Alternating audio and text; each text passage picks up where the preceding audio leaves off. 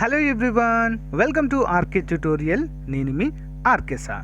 Friends, ప్రతిరోజు కూడా క్రమం తప్పకుండా మనము డైలీ కరెంట్ అఫైర్స్ మరియు జీకే అయితే చూస్తున్నాము. అన్ని పోటీ పరీక్షలకు ఏపీపీఎస్సీ, టీఎస్పీఎస్సీ, అంతేకాకుండా సెంట్రల్ గవర్నమెంట్ ఉద్యోగాలకు కూడా ఉపయోగపడే విధంగా మన క్లాసెస్ అయితే ఉంటాయండి. ఇందులో నేషనల్, ఇంటర్నేషనల్, టూ స్టేట్స్కి సంబంధించిన కరెంట్ అఫైర్స్ని కూడా మనము కవర్ చేయడము జరుగుతుంది. ఇటీవల నిర్వహించిన అన్ని పోటీ పరీక్షల్లో కూడా మన కరెంట్ అఫైర్స్ అయితే వస్తుండడము సంతోషించదగ్గ విషయంగా మనమైతే చెప్పుకోవచ్చు. అంటే రెగ్యులర్గా ఫాలో అయితే మనకు మంచి అవకాశం అయితే ఉంటుంది. మంచి క్వశ్చన్స్ మనము ఎగ్జామ్లో కవర్ చేసే విధంగా ఉంటాము. ఓకేనా, అందరు కూడా గమనించాలి. మరి ఏపీలో పోలీస్ కానిస్టేబుల్ ఉద్యోగాలకు సంబంధించినటువంటి నోటిఫికేషన్ విత్ ఇన్ 2 daysలో మాత్రము రాబోతుందండి. అందరు గమనించాలి. ఏపీ హైకోర్టు అభ్యర్థులకు ఆల్రెడీ మన కోర్స్ అయితే లాంచ్ చేసామని మన యాప్లో ఉంది. పర్ఫెక్ట్ కోర్స్ అండి. అంతేకాకుండా కోర్స్ వద్దనుకున్న వాళ్ళు టెస్ట్ సిరీస్ అయినా తీసుకోండి ఫ్రెండ్స్, మీకు చాలా బాగా యూస్ఫుల్గా ఉంటుంది. పోలీస్ అభ్యర్థులకు ప్రత్యేకంగా కూడా కోర్స్ లాంచ్ చేసాము. చాలా తక్కువ కాస్ట్లో ఎక్సలెంట్ ఫ్యాకల్టీతో క్లాసెస్ అయితే చెప్పించడం జరిగింది.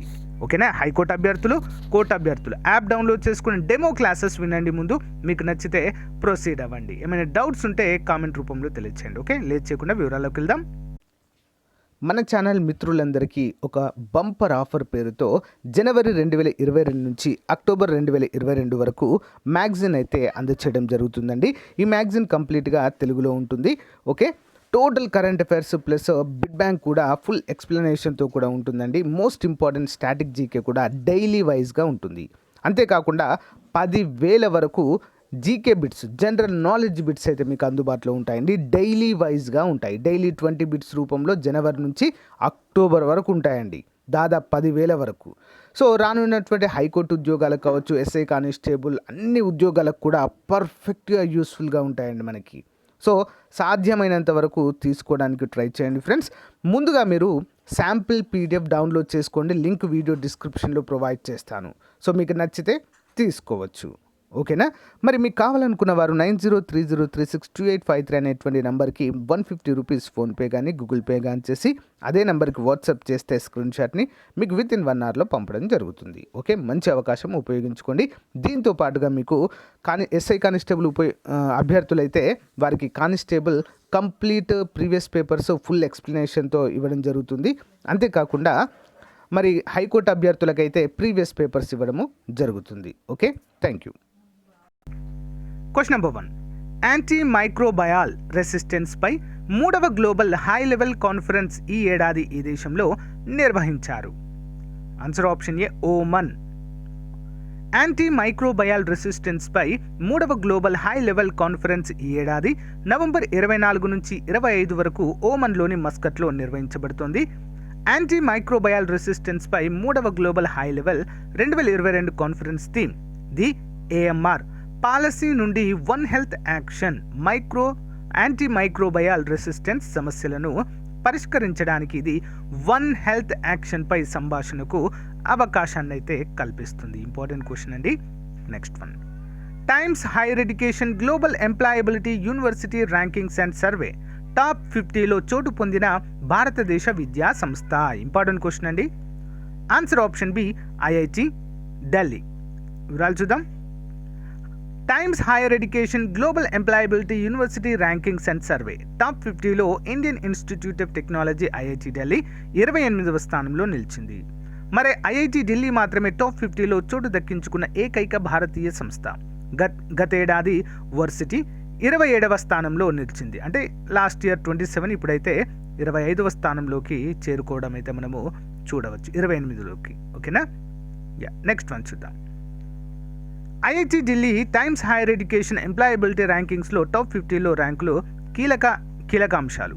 దీని తర్వాత ఐఐఎస్సి 58వ ర్యాంకుతో మరియు ఐఐటి బాంబే 72వ ర్యాంకులో ఉన్నాయి. మొత్తం 7 భారతీయ విశ్వవిద్యాలయాలు టాప్ 250లో స్థానం పొందడం అయితే మనము చూడవచ్చు. ఇంపార్టెంట్.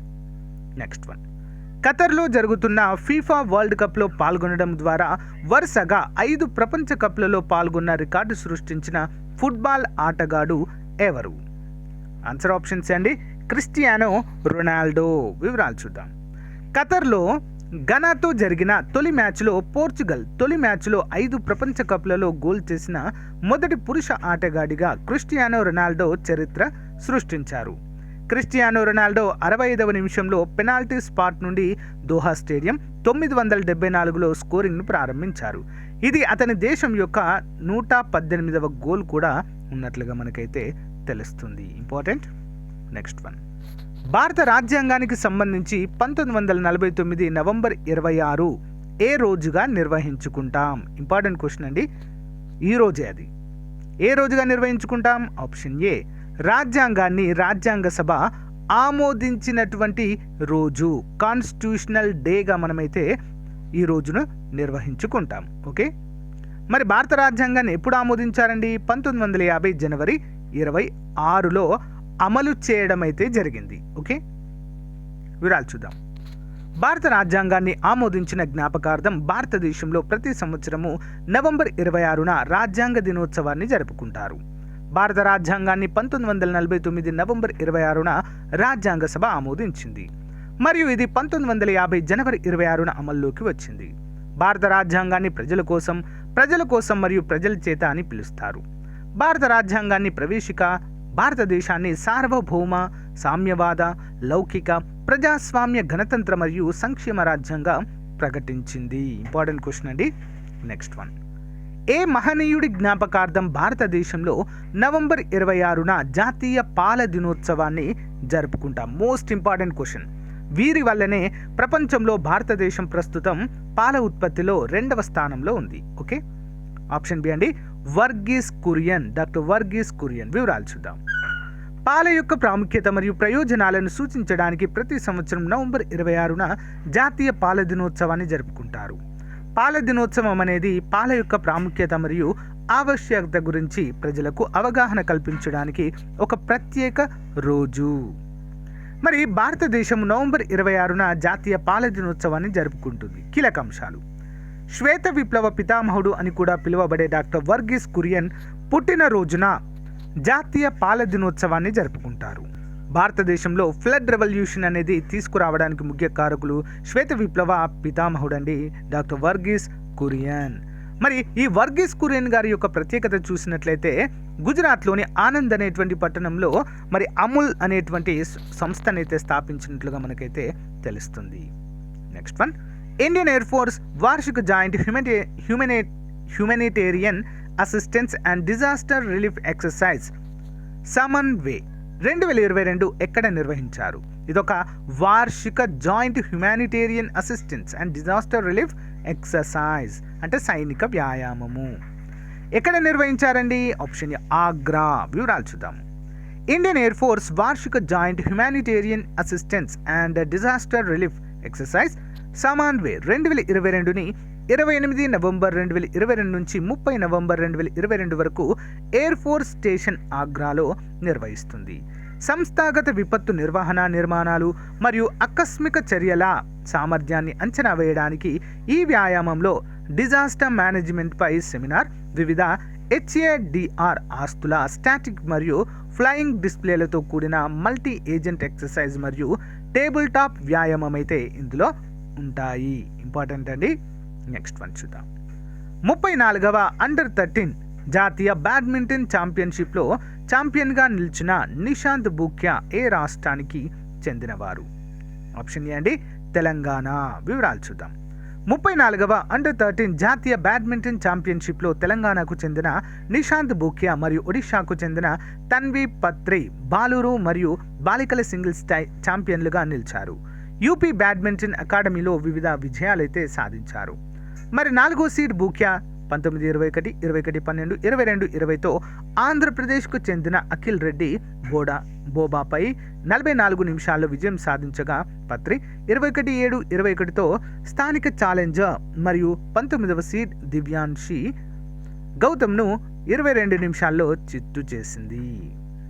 నెక్స్ట్ వన్, భారత అంతరిక్ష పరిశోధన సంస్థ విజయవంతంగా ప్రయోగించిన polar satellite launch vehicle C-54 rocket ప్రయోగం ఈ క్రింది వాటిలో దేనిని ఉద్దేశించింది? మోస్ట్ ఇంపార్టెంట్ క్వశ్చన్ అండి. C-54 రాకెట్ ప్రయోగం అయితే విజయవంతమైంది. మరి దీన్ని ఎందుకోసం ఉపయోగించింది అనేది మనకు తెలియాలి కదా. చూద్దాం. ఆన్సర్ వచ్చేసి ఆప్షన్ ఏ అన్నీ సరైనవే. వాతావరణ పరిశీలన, తుఫాన్లను పసిగట్టుట. నెక్స్ట్ సముద్ర వాతావరణ అంచనా. ఆప్షన్ సి మిథేన్ లీకులు, భూగర్భ చమురు కనుగొనుట. పంటలకొచ్చే తెగుళ్లను కూడా గుర్తించడానికి ఈ యొక్క ప్రయోగం అయితే ముఖ్యంగా పనిచేస్తుంది అన్నట్లుగా మనకైతే తెలుస్తుంది. సో మరి పంటకు వచ్చే తెగుళ్లను కూడా గుర్తిస్తుందండి. ఇదంతా కూడా వివరాలు చూద్దాం. శ్రీహరికోటలోని సతీష్ ధావన్ స్పేస్ సెంటర్ నుండి ప్రయోగించిన polar satellite launch vehicle C-54 rocket ప్రయోగం విజయవంతమైంది. PSLV C-54 రాకెట్ ద్వారా 9 ఉపగ్రహాలను కక్షలోనికి పంపించారు. సో EOS SAT-6 సహా 8 నానో ఉపగ్రహాలను PSLV C-54 ద్వారా నిర్దేశిత కక్షలోనికి మోసుకెళ్లడం అయితే చూడవచ్చు. మరి ఓషన్ షాట్ ఉపగ్రహాల ద్వారా భూ వాతావరణ పరిశీలన, తుఫాన్లను పసిగట్టడం, వాతావరణంలో తేమ అంచనా, సముద్రాల మీద వాతావరణంపై అధ్యయనం చేయనున్నారు. హైపోస్పెక్ట్రల్ ఇమేజింగ్ ఉపగ్రహము మిథేన్ లీకులు, భూగర్భ చమురు, పంటలకొచ్చే తెగులను గుర్తించేందుకు కూడా మరి ఇది సహాయపడుతుంది. Most important. నెక్స్ట్ వన్, భారతదేశ పరిజ్ఞానంతో రూపొందించిన అత్యాధునిక వందే భారత్ రైళ్లను విదేశాలకు విక్రయించడానికి ఈ సంవత్సరాన్ని లక్ష్యంగా పెట్టుకుంది. భారతదేశం యొక్క అత్యాధునిక పరిజ్ఞానంతో, స్వదేశీ పరిజ్ఞానంతో తయారు చేసినటువంటి వందే భారత్ రైళ్లను విదేశాలకు కూడా విక్రయించబోతున్నారండి. మరి ఏ సంవత్సరాన్ని లక్ష్యంగా పెట్టుకున్నారంటే 2025 నుండేనండి. వివరాలు చూద్దాము. 2025-26 ఆర్థిక సంవత్సరం నాటికి వందే భారత్ రైళ్ల ఎగుమతి. న్యూఢిల్లీ దేశీయంగా రూపొందించిన అత్యాధునిక వందే భారత్ రైళ్లను 2025-26 నాటికి యూరోప్, దక్షిణ అమెరికా, తూర్పు ఆసియా దేశాలకు ఎగుమతి చేయాలని భావిస్తున్నట్లుగా రైల్వే శాఖ సీనియర్ అధికారి ఒకరు శుక్రవారం తెలిపారు. స్లీపర్ కోచ్లతో కూడిన వందే భారత్ రైళ్లు 2024 తొలి త్రైమాసికంలో అందుబాటులోకి వస్తాయి. వచ్చే 3 ఏళ్లలో 475వ వందే భారత్ రైళ్లను తయారు చేయాలని లక్ష్యంగా పెట్టుకున్నట్లుగా తెలియజేశారు. నెక్స్ట్ వన్, కేంద్రం ఇటీవల ప్రకటించిన సంగీత నాటక అకాడమీ అవార్డుల జాబితాలో తెలంగాణ, ఆంధ్రప్రదేశ్కు చెందిన హరికథ కళాకారుని పేరేంటి? ఆన్సర్ ఆప్షన్ ఏ అండి, ఉమా మహేశ్వరి గారు. వివరాలు చూద్దాం. ఆంధ్రప్రదేశ్, తెలంగాణ రాష్ట్రాలకు చెందిన పలువురు కళాకారులు కేంద్ర ప్రభుత్వం ఇస్తున్న సంగీత నాటక అకాడమీ అవార్డులకు ఎంపికయ్యారు. 2019, 20, 21 సంవత్సరాలకు గాను అవార్డులకు ఎంపికైన వారి జాబితాను శుక్రవారము కేంద్ర సాంస్కృతిక శాఖ ప్రకటించింది. తెలంగాణ, ఆంధ్రప్రదేశ్కు చెందిన సంగీత విభాగంలో హరికథ కళాకారిణి ఉమామహేశ్వరి, కర్ణాటక గాయకుడు బాలకృష్ణ ప్రసాద్, మృదంగ కళాకారుడు పత్రి సతీష్ కుమార్, నృత్య విభాగంలో కూచిపూడికి గాను మంజు భార్గవి, నెక్స్ట్ వసుమర్తి విఠల్ గారు, భారతి విఠల్ గారికి సంయుక్తంగా వచ్చింది. నెక్స్ట్ ఎన్ శైలజ, థియేటర్ విభాగంలో సురభి నాటక దర్శకుడు ఆర్ వేణుగోపాల్ గారికి ఈ పురస్కారం లభించింది. మరి పురస్కారంలో భాగంగా తామ్రపత్రంతో పాటు 3 లక్షల రూపాయల నగదు బహుమతి అందిస్తామని కేంద్ర సాంస్కృతిక శాఖ తెలిపింది. మరోవైపు ఉస్తాద్ బిస్మిల్లా ఖాన్ యువ పురస్కారానికి ఆంధ్రప్రదేశ్కు చెందిన కూచిపూడి నృత్యకారుడు వసంత్ కిరణ్కు, పేరిణి నృత్యకారుడు ధరావత్ రాజ్ కుమార్, మాండోలిన్ కళాకారిణి ఉప్పలపు నాగమణి ఎంపిక కావడం అయితే మనం ఇక్కడ చూడవచ్చు. Okay, next one, Indian council of historical research తయారు చేసి ప్రచురించిన India the mother of democracy పుస్తకాన్ని ఇటీవల ఎవరు విడుదల చేసిన కేంద్ర మంత్రి? Simple answer option A, Dharmendra Pradhan. Indian council of historical research తయారు చేసి ప్రచురించిన India the mother of democracy పుస్తకాన్ని కేంద్ర విద్య మరియు నైపుణ్యాభివృద్ధి శాఖ మంత్రి శ్రీ ధర్మేంద్ర ప్రధాన్ న్యూఢిల్లీలో విడుదల చేశారు. పుస్తకం గురించి, ఈ పుస్తకం భారతదేశంలో నాగరికత ఆవిర్భవించినప్పటి నుండి పాతుకుపోయిన ప్రజాస్వామ్య తత్వాన్ని ప్రదర్శించే ప్రయత్నము. నాగరికత ఆవిర్భవించిన నాటి నుండి భారతదేశము ప్రజాస్వామ్య తత్వంతో నిండి ఉందని ఈ పుస్తకంలో చూపించారు. Additional questions. 2022 ఫీఫా అండర్-17 మహిళల ప్రపంచ కప్ విజేతగా నిలిచిన దేశము? Option B, Spain. ఏ దేశం తన అంతరిక్ష కేంద్రం కోసము మోంగ్జియాన్ అనే ల్యాబ్ మాడ్యూల్ ప్రారంభించింది? ఆన్సర్ ఆప్షన్ సి అండి, చైనా దేశం అండి. నెక్స్ట్ వన్, వివిధ రంగాలలో ప్రముఖులకు రాజ్యోత్సవ అవార్డులను భారతదేశంలోనే రాష్ట్రం అందిస్తుంది? Option B, Karnataka. ఏ నెల GST సేకరణ ఏప్రిల్ 2022 తర్వాత 2వ అత్యధిక మార్కును చేరుకుంది? ఆప్షన్ డి అండి, అక్టోబర్ 2022. వరల్డ్ ట్రావెల్ మార్కెట్ 2022కి హోస్ట్గా ఉన్న నగరం? Option A London. ఏ భారతీయ సాయుధ దళం తన కొత్త మభ్యపెట్టే నమూనా యూనిఫామ్ యొక్క మేధో సంపత్తి హక్కులు ఐపీఆర్ని నమోదు చేసింది? ఆప్షన్ బి భారత సైన్యము. ఒక క్యాలెండర్ ఇయర్లో 1000 T20 అంతర్జాతీయ పరుగులు చేసిన మొదటి భారతీయ ఆటగాడు? ఆన్సర్ ఆప్షన్ ఏ సూర్యకుమార్ యాదవ్. నెక్స్ట్ వన్ చూద్దాం. వార్తల్లో కనిపించిన ఉమియం సరస్సు ఏ రాష్ట్రంలో ఉంది? ఆప్షన్ బి అండి Meghalaya. International week of science and peace ఏ నెలలో పాటిస్తారు? ఆప్షన్ బి అండి నవంబర్. Next one. ఇటీవల డేటా ప్రకారం మ్యూచువల్ ఫండ్ వ్యాప్తి ఏ రాష్ట్రంలో గరిష్టంగా ఉంది? Option A Maharashtra. Daily GK question series. Gandhi ఏ ఉద్యమం సందర్భంగా ఈ క్షణం నుంచి ప్రతి ఒక్కరూ తమను తాము స్వతంత్రులుగా పరిగణించాలి, వ్యవహరించాలని వ్యాఖ్యానించారు? ఏ ఉద్యమం ఫలితంగా అంటే క్విట్ ఇండియా మూమెంట్ 1942లో ఈ మూమెంట్ అయితే నిర్వహించారు. హిందూ మహాసభ ఎప్పుడు ఏర్పాటు చేశారు? 1915. క్రింది వాటిలో సరికాని జత? ఆన్సర్ ఆప్షన్ 4 సరికాని జత అండి. చూద్దాము. కదంబిని గంగూలీ ఐఎన్సి మొదటి మహిళా గ్రాడ్యుయేట్ ప్రతినిధి కలకత్తా నుంచి. ఓకే. Next one.